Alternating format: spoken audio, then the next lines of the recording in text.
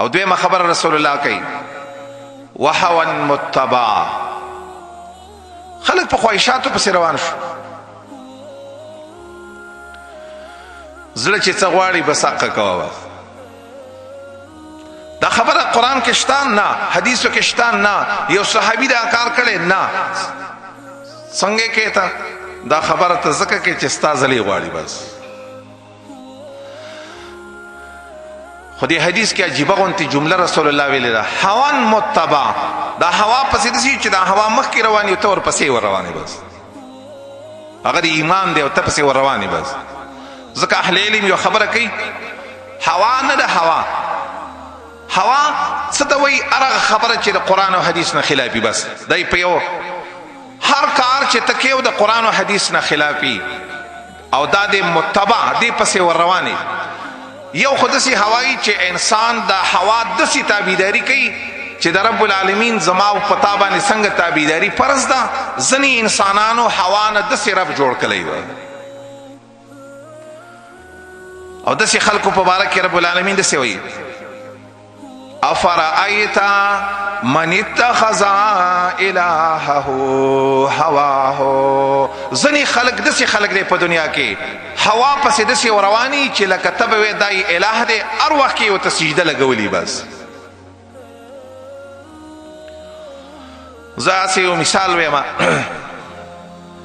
دا پاخه کورونه جوړول دا محمد رسول الله جوړ کړي. دا ته ما او تا دې ته سوچ وکړه، دا د چا دا که حدیث ما او تا اورېدلی چې صحابي د رسول الله یو کوټه جوړه کړې وه او د الله نبي ولیدله چې بیرته راغی، هغه صحابي راغی سلام یې وکړو، د الله نبي جواب د سلام ونه کړو. ویل که څه چل شوی دی؟ ملګرو نه یې تپوس وکړو. ویل نور خو موږ ته څه پته نه وي، خو ستا کور یې لیدلی دی، هغه یې لیدلی دی، ځکه دغه باندې به خفه یې نو به ته نن دې خبرې ته سوچ وکړه.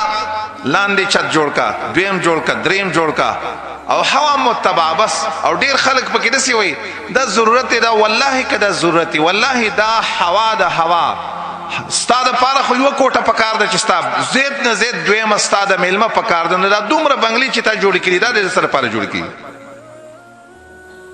هوا پسې روان شئ. یو خو داسې هوایي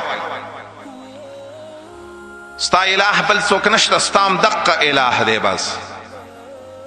د رب العالمین تابعداري دی پرېښودې ده، په بل طرف باندې روان شوی. دویمه خبره، دویم قسم هوا ځنې خلک داسې غریبو سره مقابله کوي، کله یې هوا روان شي او کله دی په هوا باندې غالب شي. مقابله ده روانه ده.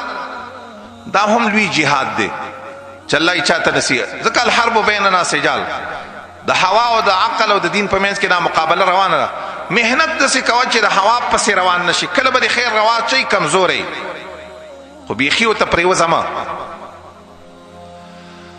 او یو خو داسې انسانانی چې رب العالمین ولې داسې مقام ورکړی، هغې هوا چې دی کم طرف ته ځي هوا پسې هلته ځي. هوا یې د ځان تابع کړي، د دین تابع کړي، د اسلام د محمد رسول الله په باره کې چې دا راځي ویل یا رسول الله ستا شیطان شته؟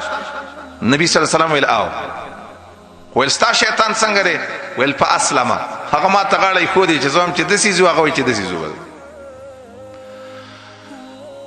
چې دا هوا په کله په عالم کې موجود شوه. دوه خبرې